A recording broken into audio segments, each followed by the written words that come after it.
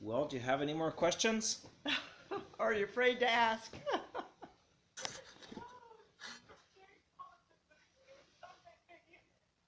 Speak up just a little bit.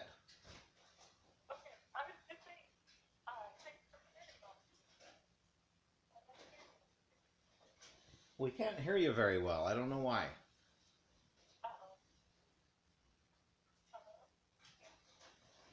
I think she's answered the phone somewhere else. You know what? The phone's kind of funny. Say your question again. Okay, I wasn't saying a question. I was just asking first. We can hear you now. But I can. What? We can hear you now. Okay, great. Are you ready for a question? Oh yeah. You hear me? Okay. Are there any family traditions that you remember?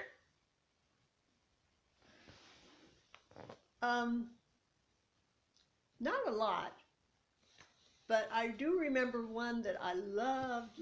Oh wow, and everybody's going to say, "Oh, now we know." But on birthdays, if see, the thing of it is if mom and dad, that's another thing about mom and dad. If they had money, it didn't go to cigarettes, it didn't go to beer or anything like that. It went to feeding us. Whatever money we had, it went to feeding us. Well, on birthdays, if they had the money, they would get us a pint of ice cream. And they had this place, it was called, oh gosh, can't even remember the name of it, but it was an ice cream place. And they used to get us a pint of ice cream a piece. And we would eat that ice cream, and of course we could never finish it. We were kids, we could never finish it. And Dad would always finish it off for us. But I remember that was the on a birthday, if they had the money, they always bought us ice cream. So I think to this day that's why ice cream is a comfort food for me. Now I don't think I told this before. That's why you want to go to yogurt every chance you get. Yes. Yeah, because it's comfort food for me, and I love that one. And let's see, tradition. We didn't have a lot of traditions. I don't know. I don't know if you could call them tradition, but Dad always sang to us. He always sang these funny songs. Yeah, I told you, and that and stories. Oh, my dad was telling stories all the time, and She said, "Do you remember any of the stories?" no, they were just regular stories like the three little pigs that couldn't get over the stile, and he kind of made them up too as he went along, and he added to them. In fact, I have one tape, and I'm still hoping it works, that he sings a lot of his songs. And but he would just tell us stories. Because I used to be afraid a lot, and so if I could cuddle up against Dad, I felt safe. Always felt safe. And then when that, like I say, when he left, that was hard because he took off a few times. But those were the times that I loved. It'd be cold and we'd be together, and he'd tell us stories, and those were the best times for me in growing up. I just loved that part. No matter where we were, if we were out in the woods on the bare ground, and you know, it didn't matter. As long as Dad was there and he was telling us stories and singing these songs, so that was really fun. I love that.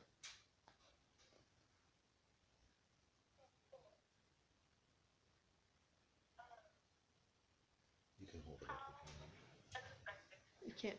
Your family join the church? What's that? How did your family join the church? How did I join the church? Your family. How my family joined the church? that was different. When we moved to Utah from Iowa, that was right after my brother had passed away, and I was telling you I was all crippled up with whatever it was that I had, and that lasted about a year. Let's see, I was 14, yeah, I was 14, 15, between 14, 13 and 15. And, but when we were in Iowa, I remember around the time that Charlie left to go into the army, these two missionaries came to our door. And Mom didn't let them in. She just talked to them at the door. And I remember how I felt about them talking to us. Because, see, Dad had always taught me that there was a God. And now here they were telling me they wanted to come in and tell us about God. But Mom didn't let them because, well, I think the problem is that Charlie had been killed at that time. And so she didn't want to hear about God. Because if God was real, her son wouldn't have died. See, so that's how she put it. But, so she didn't let him in, but I knew that they had something I wanted to hear. So then I got crippled all up and went to Utah. And while I was in Utah, I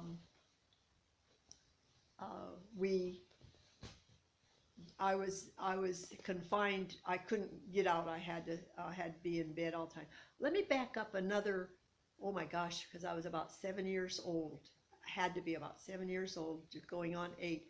We lived in Bettendorf, and I had gone to town, and it wasn't very far from where we lived.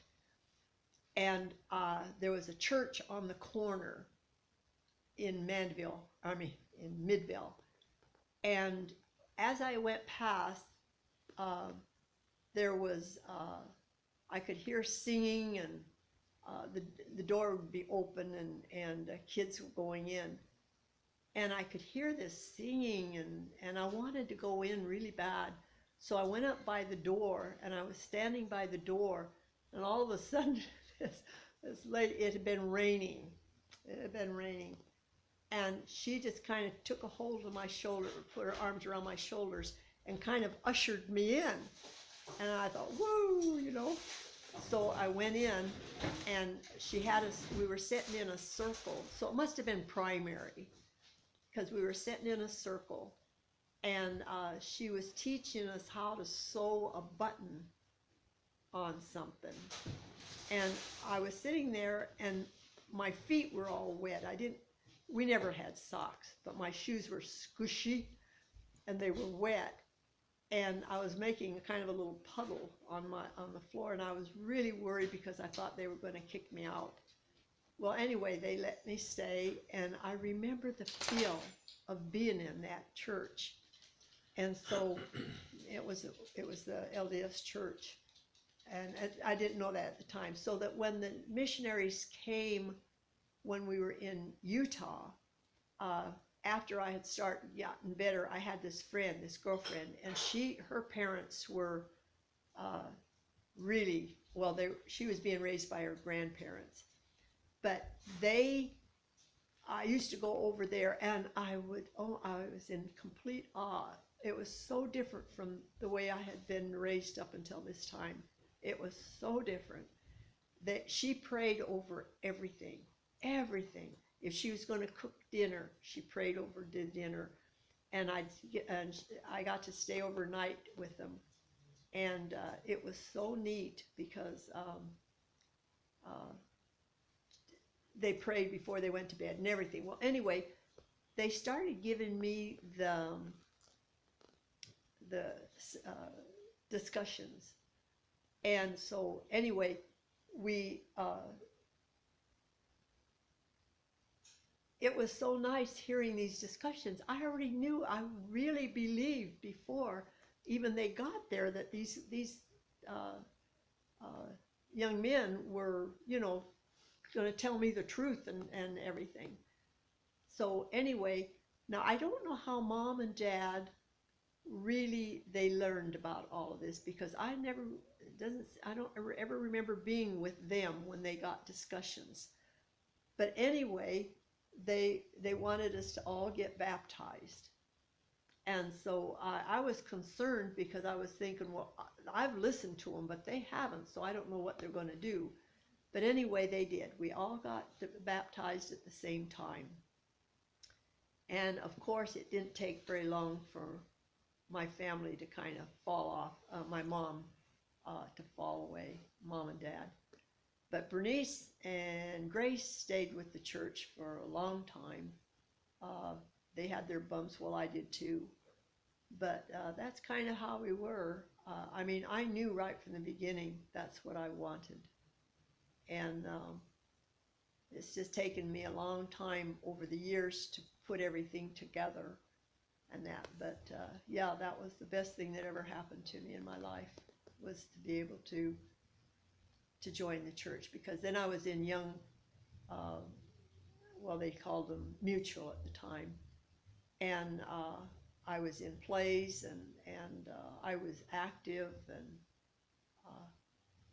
to me, and I didn't have anybody beating on me, so to me this was a good place to stay.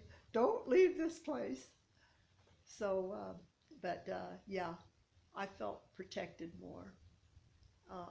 And so to me that was the best thing that ever happened to me, was that. But it didn't happen, I mean, the thing of it is it took a lot of work on my part to learn more, you know, to know why I was there now, and how, because again, I never, going to the temple, I didn't understand the temple at all. So that went a click click. Are you still there? Uh-huh. Oh, okay. Yep. But I've learned a lot, because I'm a slow learner and I'm a slow understander. So it took me a lot longer than it did my family and my sisters and that. But I hope that I've kind of made it in my life, you know, turned out a little bit better than I was. Well, I know I am, because I know who God is now. I know I know why I'm here, and that eases a lot of my pain and everything, is to know why I'm here, that I'm not dependent on people, because people, a lot of times, you can't depend. You know, I never was able to depend there.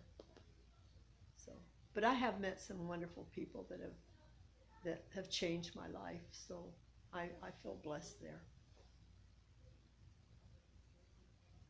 Well, thanks for sharing that.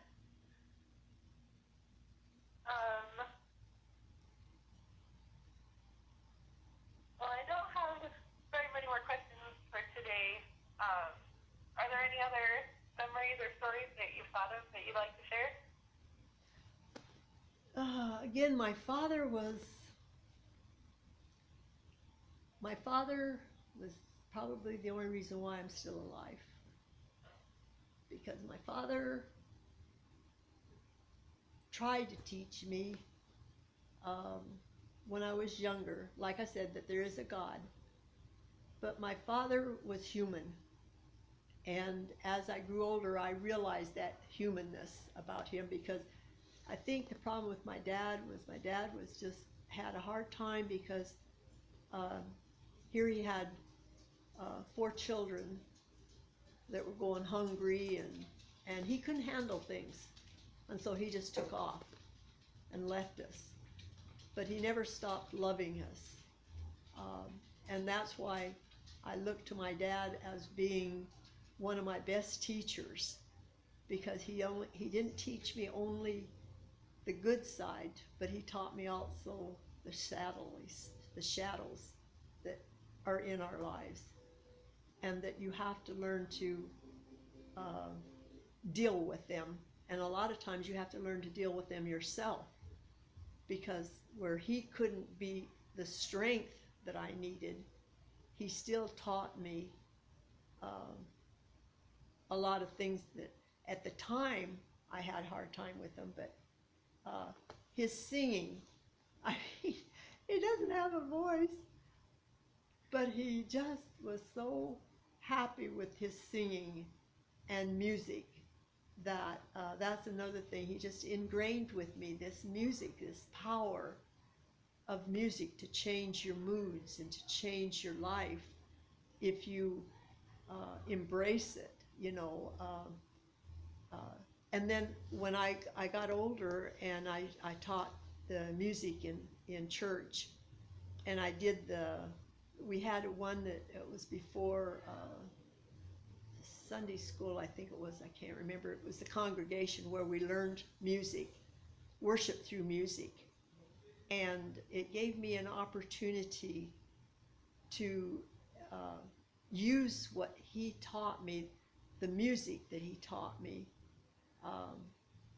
and the poems. Oh, yes, he had this poem that he read off just to us all the time. I'll have to, can't remember it all now, but it was just sort of what he was trying to teach us, but he couldn't live himself.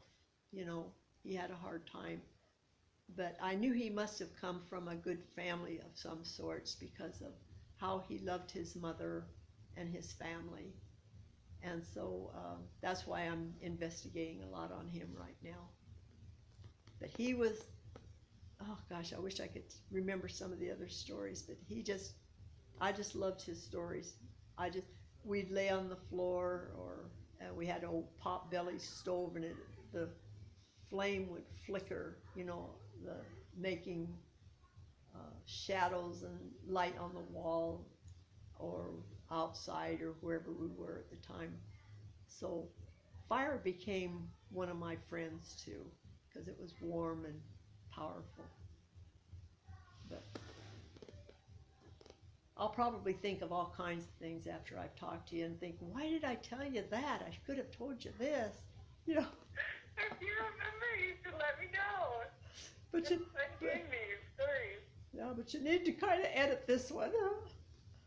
But it's just, but you know, it's our life. It was my life, and I'm not ashamed of it. You know, when I was younger, there were times that I was, because it was hard because of the way people, not necessarily some of the things that they said, but how they would look at you, how they would, you know, treat you.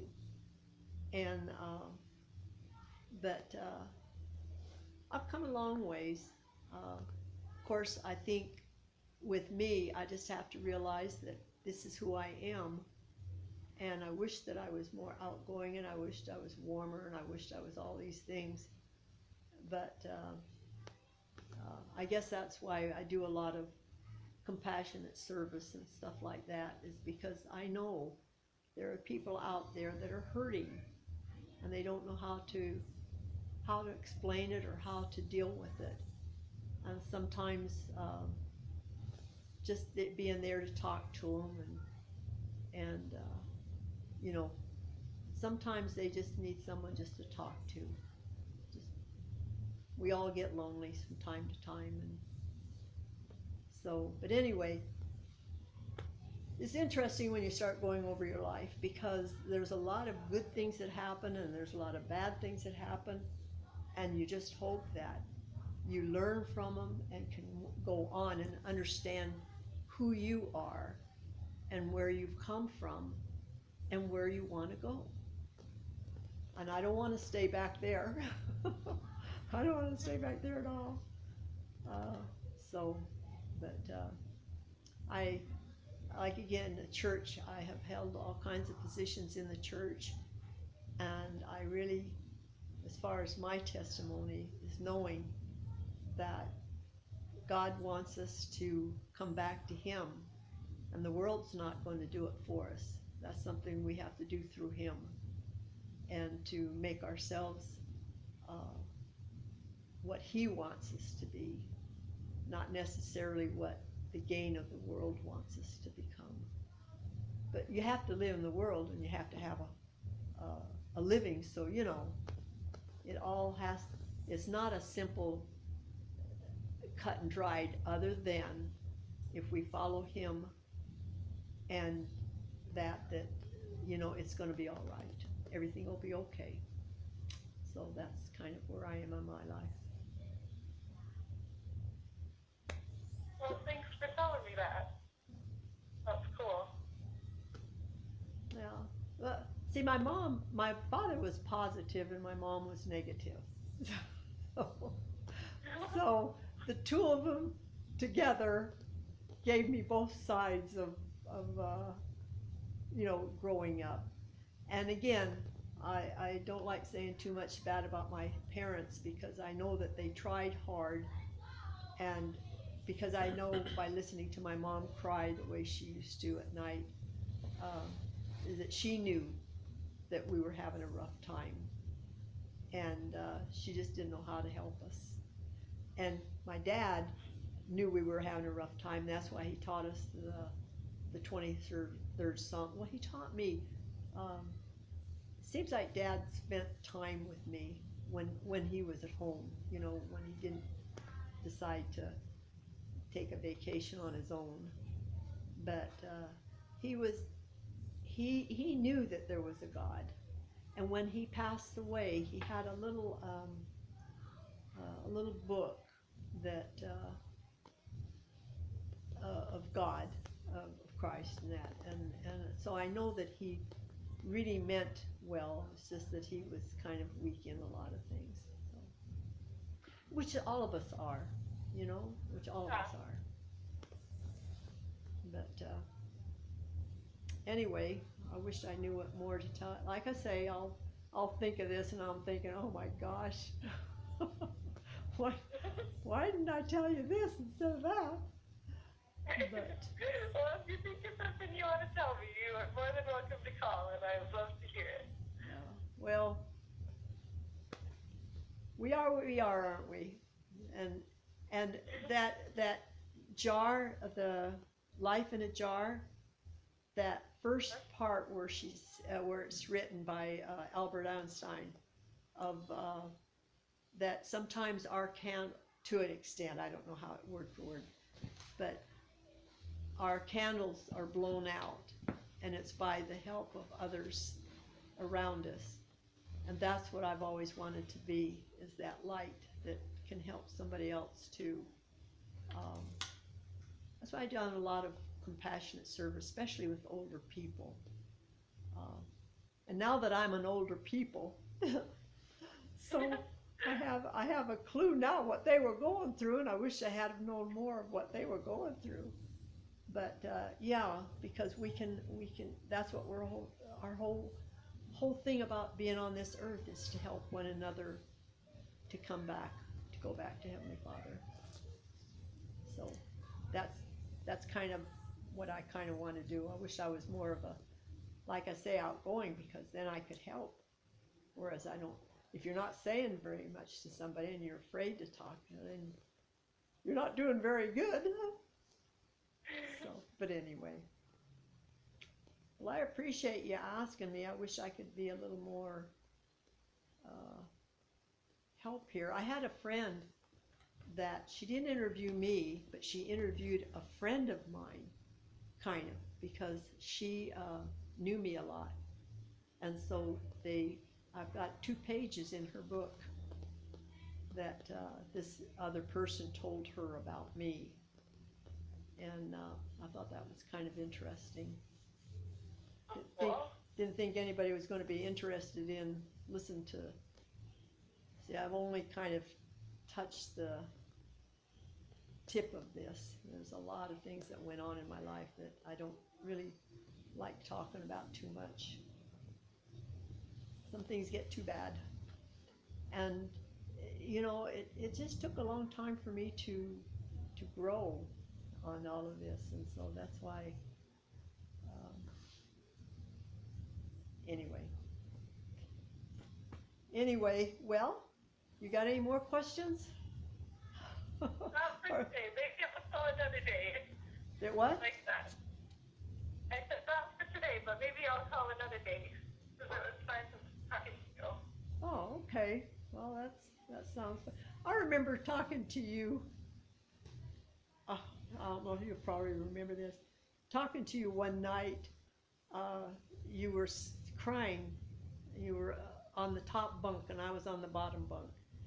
And I got you to come down with me and cuddled up with you and talking with you and was telling you stories and things. I don't remember all, but and then you said, "Oh, bless your heart, that of a child." You said, "But Grandma, you snore so loud."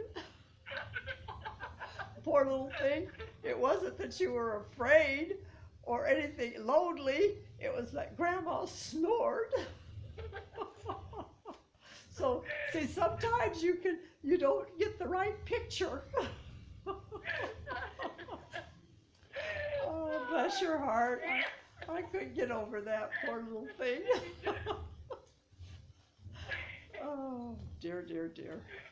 Oh, well, yeah, Grandma does snore. I remember you visiting them, and it was always fun coming and sleeping in rooms with us. I do remember the stories, but I remember the stories and stuff too. Oh, dear. Well, I love the stories my father used to tell me because they were stories. They were really real stories. But he always embellished them. You always he always put in his own little 2 cents worth, which made them more interesting. So Yeah. I'll have to find that. Well, I've got the tape, and I'll try and get that, and because that's my project that I'm trying to do right now, get that room straightened up so I can do that, and because I want to do them because the tapes don't last, and so once I can get that, I'll get you a copy of it, and you can hear my father. Yeah, I like that. Yeah, because he's a good person. He just had a lot of problems. So. And another thing I remember about my father see, there's a lot of things I did with my father I wished I had been able to do with Mom. But when I was older, in fact, I was pregnant with your mom. I stayed out at their house for a while because I had to move from California back to Utah for a while, and I was pregnant. And every night before we go to bed, they had this.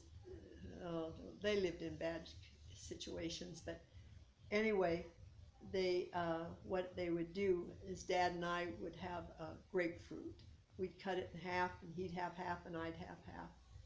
And I remember the grapefruit, how wonderful that was, having that, eating that, sharing that grapefruit with my father as an adult, because I learned so much about his life, well, not his life, but him, over the years of how hard he really tried to be a good person. It's just that he had a lot of weaknesses himself.